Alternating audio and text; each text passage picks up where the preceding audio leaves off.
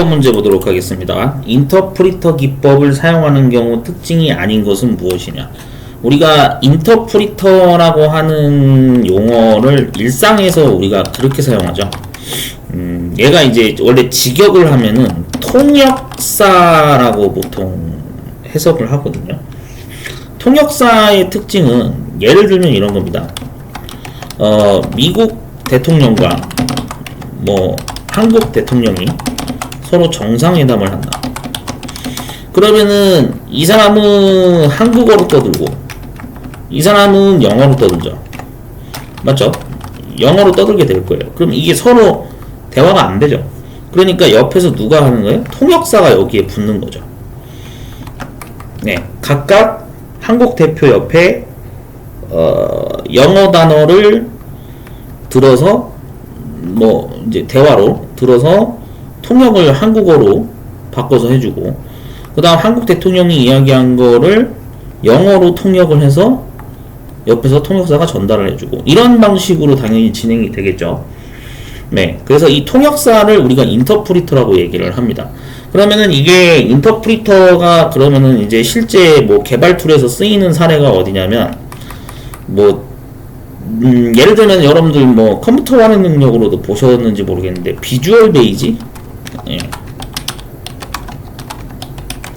이게 이제 예전에 원래 6 버전도 있었죠. 비주얼 스튜디오 6부터 해가지고 뭐 버전이 지금 되게 많이 나오고 있는 상황인 걸로 알고 있는데, 이 비주얼 베이직이라고 하는 거가 실제 동작되는 구조를 보시면 어떻게 되어 있냐면 얘가 줄 단위로 통역을 합니다. 줄 단위로 통역하거든요. 그러니까 예를 들면은 이런 거예요. 자, 코드가 뭐 예를 들어서 뭐 if 명령어가 있다고 해보죠. 그래서 뭐 i가 뭐 여기 3하고 뭐 같으면 then, 그러면은 뭐 여기서 i는 i 플러스 1을 뭐 이렇게 하겠다. 예. 이런 식으로 뭐 처리를 한다든지, 이게 약간 들여쓰기가 되니까 뭐 이렇게 들어가겠죠. 네, 그 다음에 또 이제 조건이 뭐 위에 게 해당이 안 되면은 뭐 else if로 이렇게 가게 될 것이고, else if로 써서 그 다음에 뭐 i가 이번에는 뭐 o랑 같으면 then, 네, 그러면은 여기 i는 뭐 i 플러스 2 뭐 이런 식으로 가고, 또 위에 또 조건이 또 해당이 안 되면은 else로 빠지게 돼서 여기다가 뭐 i는 뭐 i 플러스 뭐 3을 가겠다. 뭐 이런 식으로 이렇게 한다든지, 하여튼 뭐 이런 식의 코드가 대충 나올 수가 있어요. 이게 비주얼 베이직 문법인가? 하여튼 예전에 그랬던 걸로 기억하는데, 근데 이 중요한 거는 뭐냐면은 예를 들어서 여기에 얘가 만약에 이 then 키워드를 안 넣잖아요. 그럼 비주얼 베이직에서 그 인터프리터가 에러 메시지를 띄웁니다. 그래서 실행 결과를 코드를 뭐 분석을 해봤더니 여기에 뭐 then이 필요합니다. 뭐 이제 대충 이런 식으로 이렇게 알려주거든요. 그럼 여기에 지금 이 첫 줄에 해당 줄에 문제가 생긴 거잖아요. 그러면은 이 나머지 코드들은 아예 통역 자체를 안 해버립니다. 네. 네, 통역을 안 하는 줄들이 이렇게 생기게 되거든요. 이런 방식이 이제 인터프리터 방식에 해당이 되는데, 그래서 줄 단위로 통역한다는 특징이 있어요. 그래서 여기도 지금 보기에 보시면은 3번은 맞는 설명입니다. 한 줄씩 번역을 한다. 네, 지금 제가 설명드린 게 바로 이 맥락이고요. 그 다음에 기억 장소가 이제 추가로 필요합니다. 왜 그러냐면은 얘 같은 경우에는 그 메모리를 사용해야 되는 이유 중에 하나가 메모리가 필요해요. 이게 왜 그러냐면은 이유가 그 실행을 할 때 코드랑 이제 번역된 그 통역된 거라고 할게요. 통역된 이제 그 명령어를 같이 그 지니고 있어야 되거든요. 그래서 이러한 이유 때문에 그 메모리가 필요합니다. 네, 그래서 그 부분을 좀 여러분들이 참고해서 보시면 될 것 같아요. 자, 그리고 그러니까 결국에 기억 장소 추가가 맞죠? 2번도 맞는 설명이고요. 1번에 보시면은 이제 사용사항에 있어서 융통성이 있다, 뭐 이렇게 지금 그 얘기를 해줬는데, 이거는 이제 뭔 소리냐면은 앞부분에서 방금 설명드렸듯이 그 문법에 어떤 에러가 나거나 이렇게 하면은 이렇게 경고창으로 이렇게 알려준다 그랬잖아요. 그래서 뭐 빨간 줄 효과가 뜨기도 하고 실제 뭐 그렇기도 하거든요. 하여튼 그래서 수정이나 이제 뭐 디버깅 작업을 하기가 굉장히 컴파일러에 비해서는 쉬운 구조다. 뭐 이렇게 특징이 알려져 있다라고 생각하시면 됩니다. 그래서 그런 부분에 있어서 이제 융통성이 있다.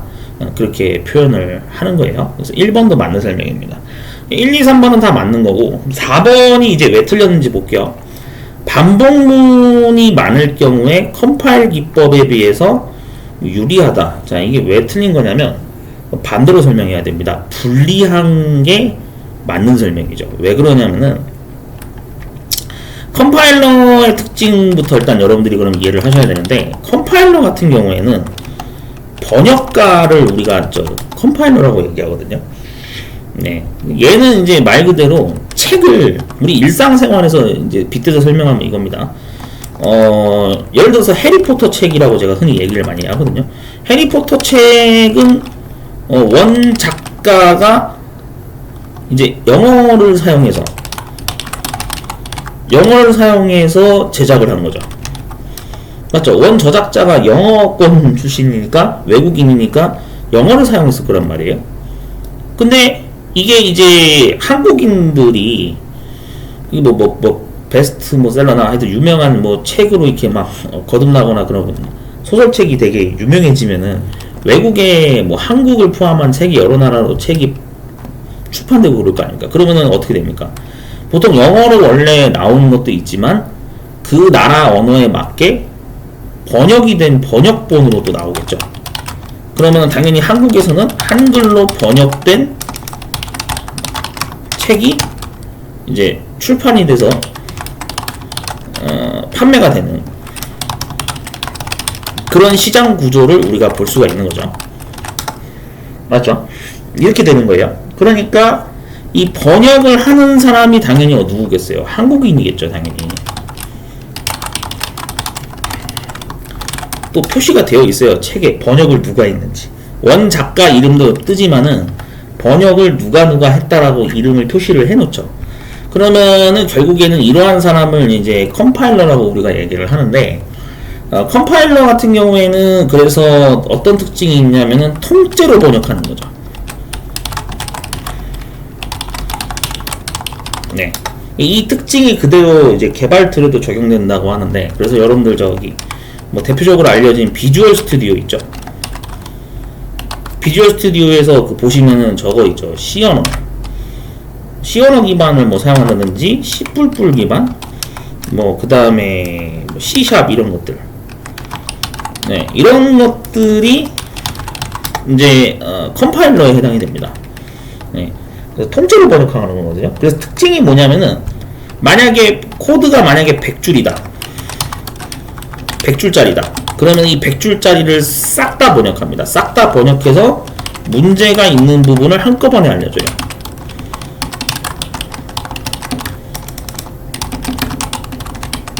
네. 문제가 있는 부분을 한꺼번에 알려주거든요. 그래서 이렇게 동작되는 게 컴파일러라고 보시면 됩니다. 그러면은 이 컴파일러 같은 경우에는 싹 다 번역을 해서 알려줘야 되기 때문에 구조가 어떠냐면 속도가 빨라요.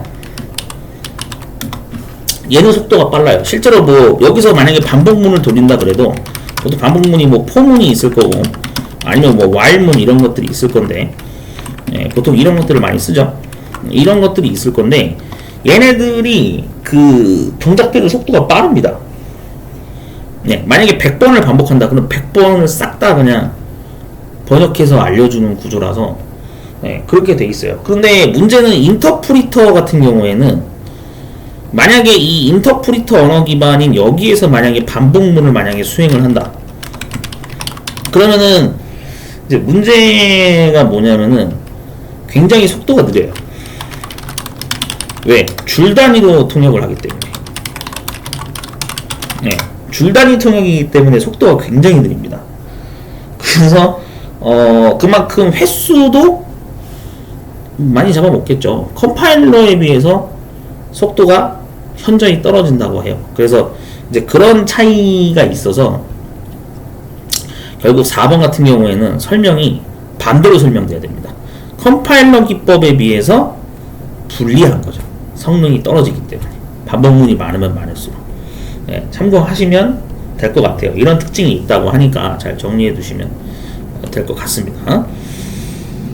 자, 그렇게 해서 4번이 정답이 된다.